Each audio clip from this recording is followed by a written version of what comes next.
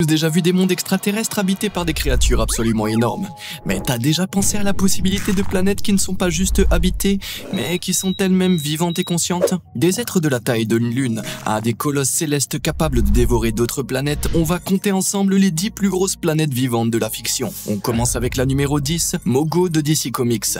Avec environ 3500 km de diamètre, Mogo est peut-être la plus petite de notre liste, mais ne te laisse pas avoir. En tant que plus grand membre de Green Lantern Corps, Mogo est une vraie centrale nucléaire vivante. Créé par la légende Alan Moore avec Dave Gibbons, ce monde vivant est apparu pour la première fois en 1985 avec la phrase culte « Mogo ne fréquente personne ». Et il y a une bonne raison. Le champ gravitationnel de Mogo est tellement puissant qu'il détruirait toute planète s'approchant trop près. Mais comment tu saurais qu'il fait partie des Green Lantern? Mogo ne peut pas vraiment parler, il est bien trop énorme pour porter une bague. Ce qui rend Mogo spécial, c'est son contrôle incroyable sur sa surface et son climat. Il montre son appartenance au corps en disposant la végétation à sa surface en bande verte autour de la planète, avec le symbole classique de la lanterne. Mogo peut facilement servir de forteresse mobile pour Green Lantern Corps, et c'est lui aussi qui dirige le système de localisation des bagues de pouvoir.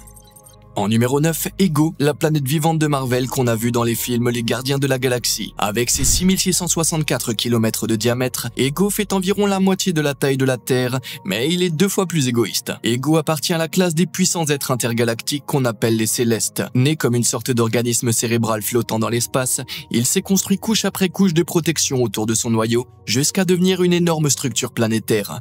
Ego s'est toujours demandé quel était le but dans la vie, et il a fini par se fixer un grand projet appelé l'expansion. L'idée? Planter des graines de lui-même sur des planètes partout dans les galaxies, éradiquer toute forme de vie et terraformer l'univers à son image. Mais parmi toute sa descendance, seul Peter Quill a hérité de ses gènes célestes, et il s'est retourné contre son père dès qu'il a appris qu'Ego était impliqué dans la mort de Meredith Quill. Même s'il a été vaincu par les Gardiens de la Galaxie, Ego restait incroyablement puissant. Pense-y, en plus de sa force brute céleste, Ego a prouvé qu'il avait un intellect de génie, capable de construire une planète entière autour de lui, tout en créant des avatars biologiques pour se reproduire avec des milliers d'espèces. En numéro 8, Alter Ego, le frère jumeau d'Ego, quasiment de la même taille. On le retrouve pour la première fois dans la série Astonishing Thor de Robert Roddy et Mike Choi, quand The Stranger empêche Thor de combattre Ego alors que la planète vivante s'approche trop de la Terre. On apprend alors qu'Ego n'est pas né naturellement, mais qu'il a été créé par The Stranger sur sa planète laboratoire. The Stranger a créé Alter Ego comme une sorte d'expérience tordue pour voir lequel de ses 2 frères célestes serait le plus fort. Dès sa naissance, Alter Ego a haï Ego et a fini par être libéré pour l'affronter dans un combat à mort. Ego a combattu à contre-cœur et a fini par l'emporter,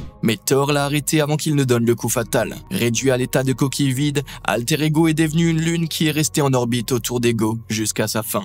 En numéro 7, direction l'univers étendu de Star Wars avec Zona Massekot. Ce monde vivant colossal mesure environ 11 000 km de diamètre, presque la taille de la Terre. Zona Massekot n'est pas juste une planète vivante, c'est un monde sensible à la force, capable d'utiliser le système d'hyperpropulsion Langesi pour littéralement sauter à travers l'espace. Cette planète est issue de la graine du monde d'origine des Yuuzhan Vong et contient la conscience de Yuuzhan Tar, transférée dans un nouveau corps planétaire. Zona Massekot était connue dans toute la galaxie pour sa capacité à faire pousser des vaisseaux spatiaux organiques, et elle en a même créé un pour Obi-Wan Kenobi et son padawan Anakin Skywalker. Ce qui rend Zona Massekot unique dans Star Wars, c'est qu'elle peut ressentir des émotions et prendre des décisions sur son propre destin, comme choisir de fuir un conflit galactique en sautant en hyperespace. En numéro 6, on passe à l'univers d'Avatar de James Cameron avec Pandora. Avec ses 11 447 km de diamètre, Pandora est légèrement plus petite que la Terre et reste l'un des mondes vivants les plus beaux du cinéma moderne. Pandora n'est peut-être pas consciente au sens classique, mais elle fonctionne comme un seul réseau neuronal interconnecté, que les Na'vi appellent Eywa. Scientifiquement, Eywa est formé par les racines interconnectées de chaque arbre et plante, qui créent des connexions électrochimiques semblables aux neurones d'un cerveau humain. Les Na'vi peuvent se brancher sur ce réseau via leurs tresses, soit pour transmettre des informations à la conscience de Pandora, soit accéder à toutes ses mémoires et connaissances. La conscience d'Eywa est tellement profonde que les Na'vi peuvent même communiquer avec leurs ancêtres via l'arbre des âmes. En numéro 5, Primus de Ben 10. Cette planète vivante est à peu près de la taille de la Terre avec un diamètre de 12 500 km. C'est unique. Elle abrite le Cordon Stream, une base de données vivante contenant tout l'ADN extraterrestre Gazmut a collecté pour créer l'Omnitrix.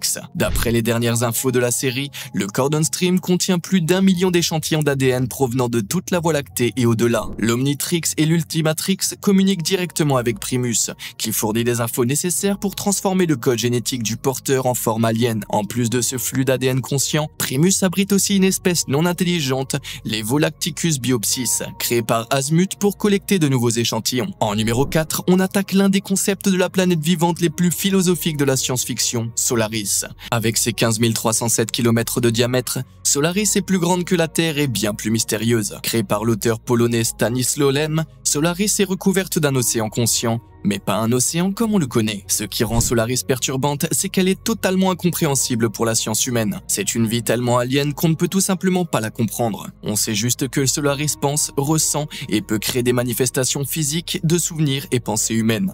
Elle semble essayer de communiquer avec les humains qui la visitent, mais son intelligence est tellement différente que le dialogue réel pourrait être impossible. En numéro 3, Remina du manga horrifique Hellstar Remina de Junji Ito. Là, on passe dans le giga, avec des diamètres de plus de 50 000 km. Cette horreur cosmique fait 4 fois la taille de la Terre. Dans un futur lointain, une planète errante sort d'un trou de verre dans la constellation de l'Hydre, se déplaçant à la vitesse de la lumière et faisant disparaître des étoiles entières.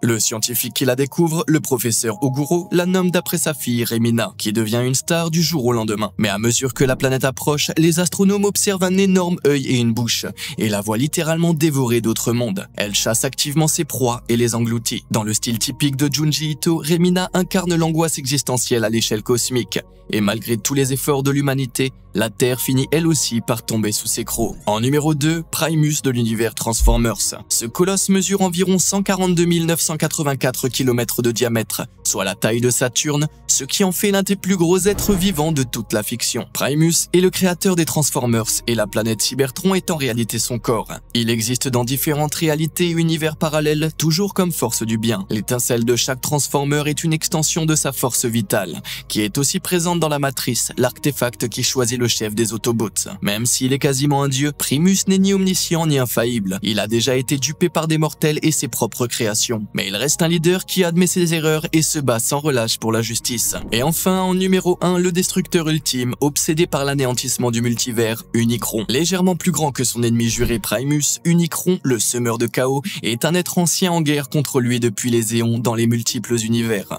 Alors que Primus a créé la race entière des Transformers pour contrer sa destruction, Unicron veut devenir le centre du néant en dévorant toutes les planètes et toutes les vies conscientes du multivers. En avalant les planètes, Unicron convertit leur matière et leur énergie en carburant pour sa propre existence. Et il a déjà consommé environ 22,56% du multivers connu. Il est si puissant que seule l'essence de Primus contenue dans la matrice de leadership peut le blesser. Pour éviter les affrontements directs, Primus utilise souvent des serviteurs et des êtres moindres pour agir à sa place. Mais servir Unicron, c'est la garantie de sombrer dans la folie et de perdre toute volonté et toute identité. Dans certaines versions du multivers Transformers, Unicron est la Terre. Il dort au cœur de notre planète, attendant de se réveiller pour tout engloutir. Et voilà, c'était notre top 10 des plus grandes planètes vivantes dans la fiction. Laquelle t'irais visiter? Et surtout, laquelle tu éviterais absolument? Dis-le nous en commentaire ci-dessous.